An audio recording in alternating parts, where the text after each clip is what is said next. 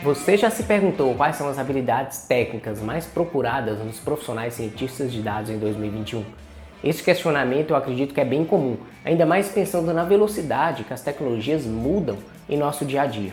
E ainda se tratando de uma área extremamente nova, eu acho que a resposta para esse questionamento seria bem importante. Para tentar responder essa pergunta, hoje eu quero trazer para você um conteúdo muito interessante de alguém que fez esse trabalho para a gente. Basicamente, o que o autor fez foi coletar, utilizando técnicas de web scraping, cerca de 15 mil descrições de vagas de emprego para cientistas de dados em vários portais do mundo e analisou estes dados. Olha que legal! Ainda, levando em consideração como a gente toma decisões, essa análise eu acredito que faz todo sentido, até porque é totalmente baseada em dados. Então, o resultado desse trabalho pode te ajudar muito para você se orientar nos seus estudos e também entender um pouco da dinâmica do mercado de trabalho para se preparar. Eu sou o Felipe e se você gostou da ideia desse conteúdo, eu peço que você já deixe o seu like. Aqui no canal da Stack temos novos conteúdos toda semana, voltados para te capacitar na sua jornada como um profissional da área de dados. Então, se o seu objetivo é se tornar um profissional como um analista, cientista ou engenheiro de dados, a minha recomendação é para você se inscrever no canal e ativar o sino para ser avisado sempre que sair novos conteúdos. Falamos aqui sobre técnicas, tecnologias, mercado de trabalho e vários temas importantes para quem quer se especializar nesta área. Voltando para o nosso assunto de hoje, para começar, precisamos entender a metodologia utilizada na análise, que foi uma metodologia muito simples. O autor buscou nas descrições de vagas para os cargos de cientista de dados nos sites Even, Monster e SimpleWriting. Com as descrições coletadas, ele buscou e contou no texto a presença das principais tecnologias utilizadas para trabalhar com Data Science. O autor não disponibilizou o código utilizado na análise, mas eu imagino que ele buscou técnicas simples para identificar os termos a partir de uma lista com os termos de linguagens e ferramentas como Python, SQL, R, Apache Spark, Scikit-learn, Pandas, NumPy, SciPy, TensorFlow, Azure. Como você pode ver, a lista completa contém praticamente todas as linguagens, frameworks, ferramentas e bibliotecas do ecossistema da ciência de dados. Dessa forma, é possível ter uma noção geral das habilidades mais demandadas, ou seja, quais as tecnologias mais frequentemente pedidas nas vagas. Bom, agora que a gente entendeu a dinâmica e a ideia, vamos analisar os resultados. Neste gráfico, podemos ver as 25 habilidades da ciência de dados mais solicitadas em 2021, classificadas em ordem decrescente. Como podemos ver, a linguagem Python lidera o ranking com 77% dos anúncios. Em segundo lugar, temos a linguagem SQL com 59% e em terceiro a linguagem R com 54%. E depois seguem o framework Spark com 26%, a AWS com 26% e assim por diante. Nessa lista temos a linguagem e ferramentas e frameworks tudo junto. Temos um resultado mais granular que a gente pode observar neste gráfico, que contém apenas as linguagens. Perceba que ainda continuamos com as linguagens Python, SQL e R liderando o ranking. E em quarto lugar, superando a linguagem Scala, temos a linguagem R, com presença em 23% das vagas nos anúncios. Depois temos o SAS com 14% e por fim a linguagem Julia, no último lugar do ranking com apenas 2% de presença, perdendo até para linguagens de baixo nível como C e C++.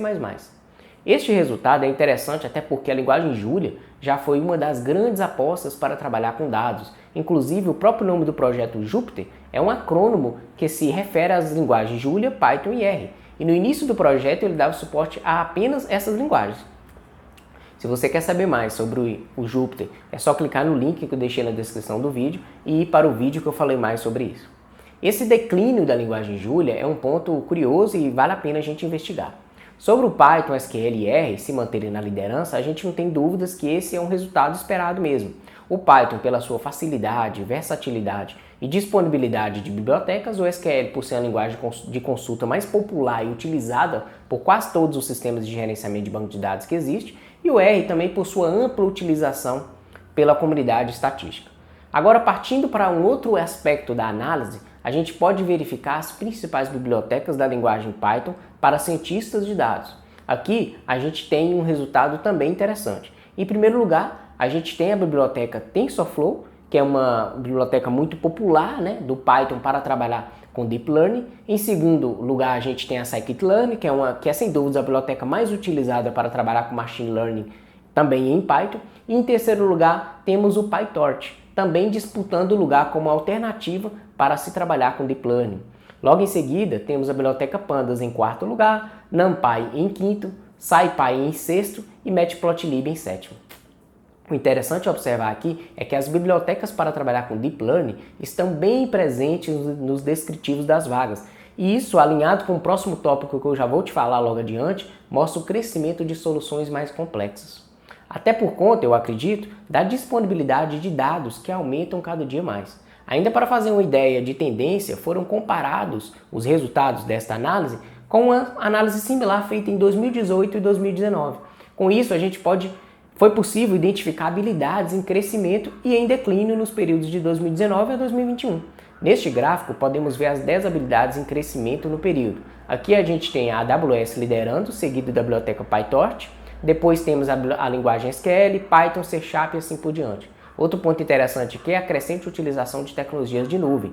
Como podemos ver, a AWS foi a que mais cresceu e o GCP também aparece na listagem de top 10, mesmo em último lugar. Essa informação só reforça a crescente adesão de ambientes em nuvem, e isso, de certa forma, tem uma relação com o crescimento das bibliotecas para trabalhar com Deep Learning, já que utiliza recursos em nuvem. Utilizar esses recursos pode viabilizar em muito os projetos. Podemos perceber também que o Python e o SQL continuam crescendo, enquanto a linguagem R permaneceu estagnada. Outra curiosidade percebida nesse gráfico é que, em questão de crescimento no período, a linguagem C# ficou em quinto lugar, superando a biblioteca Scikit-Learn. Esse pode ser um reflexo do esforço da Microsoft em popularizar suas soluções de Machine Learning e Inteligência Artificial, como o ML.NET, que é um framework de Machine Learning gratuito e open source, desenvolvido para desenvolvedores.NET. Dessa forma, parecida também temos as tecnologias em declínio, ou seja, que diminuíram as demandas no mesmo período. Agora podemos ver que a tecnologia que mais caiu foi o Hadoop, seguido da linguagem C#, depois o Hive, SAS e o MATLAB. Aqui cabe uma suposição que, com o crescimento dos ambientes em nuvem, provavelmente esses requisitos já estão implícitos nos produtos dos fornecedores.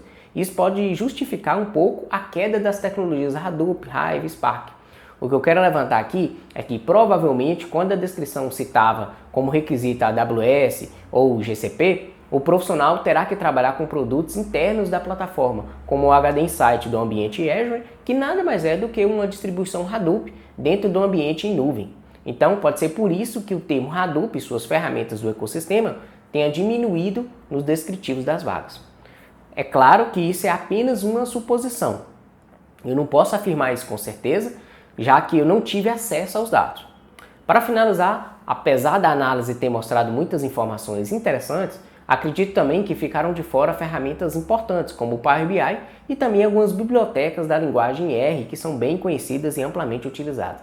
Essa seria a minha sugestão para a melhoria do autor. De qualquer forma, essa foi uma análise interessante que nos mostrou um pouco dos requisitos técnicos mais buscados pelas vagas de emprego para cientistas de dados. E é importante observar que esse resultado serve apenas como um guia de tendência e não devemos levar tudo que a gente viu aqui ao pé da letra. Até porque o autor não revela quais são os países que as vagas ofereciam os trabalhos e nem qual foi o idioma. Dessa forma, os resultados podem não se aplicar perfeitamente à sua realidade. Tem que levar isso em consideração.